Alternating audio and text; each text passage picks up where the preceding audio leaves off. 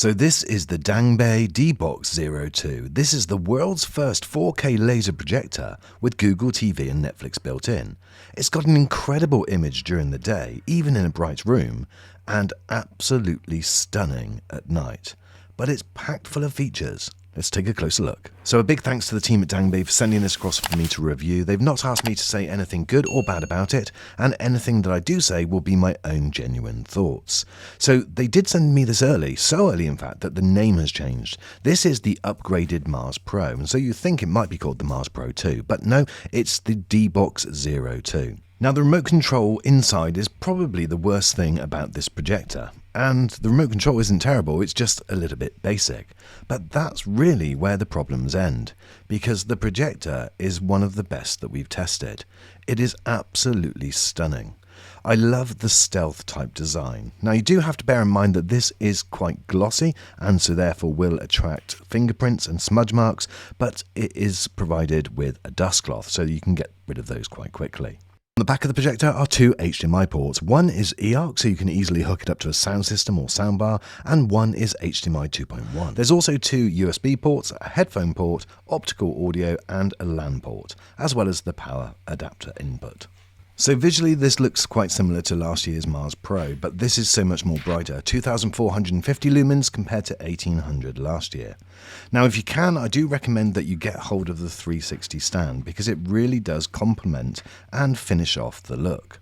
And what's really great about this stand is that it acts as a swivel device, so it swivels 360 degrees, plus you can then tilt it in any direction. And because this has got features like auto keystone correction, which changes as you move the projector, then something like this stand is really handy, especially if you're going to be moving it about. It's a standard tripod port on the bottom, so if you do want to just put a standard tripod or a standard projector mount, then that will work fine too. But what's your thoughts on the stand? Looks great, doesn't it? So before even adjusting it to the right size screen, I wanted to see how bright this thing was. Now I've chosen the sunniest day of the year so far. There's two windows in this room and there's light streaming in. And I can't quite believe how good that image is. It actually looks better in reality than it probably does on this screen. This is just with the blinds closed, but again you can see how light the rest of the room is.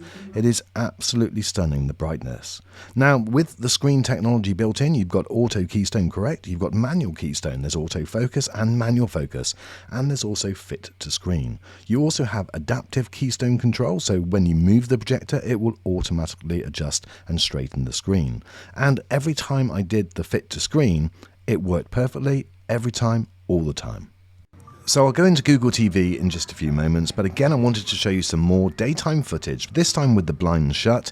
This is footage which I took when I was in Dubai earlier on this year, and it just looks incredible running through the DBOX02. It really just looks so fresh and bright and crisp, and as you can see from everything around the screen, the room is still pretty bright. In fact, there's a lamp on behind me, and there's still light streaming through those blinds. So I'm projecting this onto a 100-inch screen and it's doing a fantastic job. The recommended size is slightly different from what its maximum capability is. Maximum capability is up to 200 inches, but they do advise that you keep it to within a range of around 80 to 120 for the sharpest possible picture. I'm really pleased that Dangbei this year have installed Google TV because it means that you don't have to worry about connecting other devices. Netflix works out of the box and all of the other apps do as well. One thing that you could say is that it's a little bit crowded when you first turn it on, and so therefore you do need to make some customization to it in order to not have it so bloated. But having Netflix working straight away is definitely an advantage. Now, the other thing which is really impressive is how it handles the black levels. Now this is partly down to the brightness. The extra brightness creates more contrast, but I haven't actually at the time of making this video got a contrast ratio reading for you. I will try and get hold of that. But one side advantage of having the extra brightness is the contrast ratio appears improved. So really it doesn't matter what the reading is, you can just see from this how well it's handling those light areas compared to the dark areas. Now, I mentioned about the smart technology built into this projector. One of the things that I did notice, which isn't necessarily a problem, is that, as you can see now, it's perfectly well focused. If I go to image correction and fit the screen because it's just hanging over the edge of the screen, then I noticed that the focus just goes off slightly, and I ended up needing to just adjust it manually. Now, don't get me wrong, it doesn't go off by very much, and there could be a valid reason for it, like the room is just too dark, or the TOF, the time of flight camera, has got a little bit of dust over it and may need wiping. So it's just something to bear in mind, but it's very easy to resolve. One press on the remote control brings up the focus button, and then you can just change it and get it exactly how you want. And then you're back and ready to go.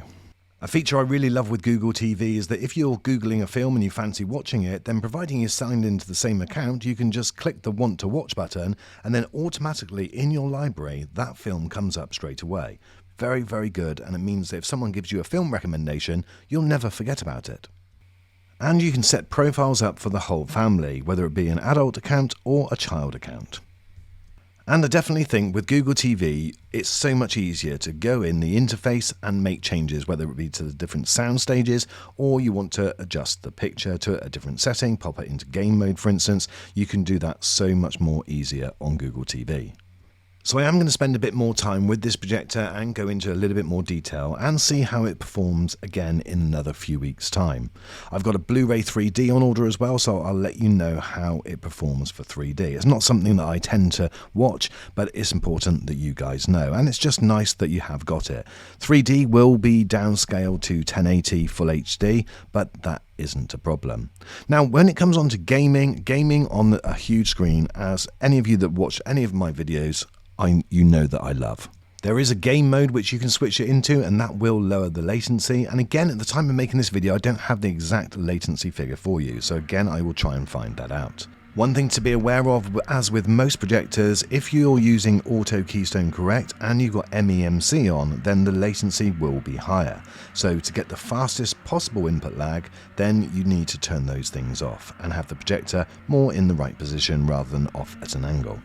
One thing to point out to you guys, that if you do see any screen flicker on this video, then you do not see that in reality. That's just a slight clash between the camera that I'm using and the frequency of the image. So it's creating that slight flicker, but it's only in some scenes that you're probably noticing it. But believe me, there's nothing like that there in reality. The picture is stunning. Another upgrade this year is the sound, and it does sound great. There were two 10-watt speakers on the previous version, which I didn't think sounded bad at all. This time you have two 12-watt speakers, a 600mm sound chamber, and it has DTS:X support and Dolby Audio. So overall, my friends, I am absolutely blown away with this projector. Even in a light room with a window open, it delivers a completely brilliant image. And when you've got lights on in the room, it's incredibly watchable. There isn't really a condition that this delivers a bad image. So if you've got a room which is for multiple use, then this really could be the type of projector that you ought to be considering. It's the Dangbei DBOX02. I'm going to go through some of the specs now just so that you've got those, and I will be doing a follow-up video in a few weeks when I've checked out things like 3D and other things which maybe you mentioned in the comments. So here is an overview of the main specs for this projector. Now, if there are any questions that you want answered, do leave a comment in the comment section and I'll do my best to answer them, or I'll try and find out for you. If you want these up for longer, then just pause the video. So my friends, in summary, I do have to say that I am absolutely blown away by this projector. It is absolutely stunning. It really is that good. It's great in pretty much any type of condition. Okay, thank you so much, my friends, for watching this video, and I look forward to seeing you on the next.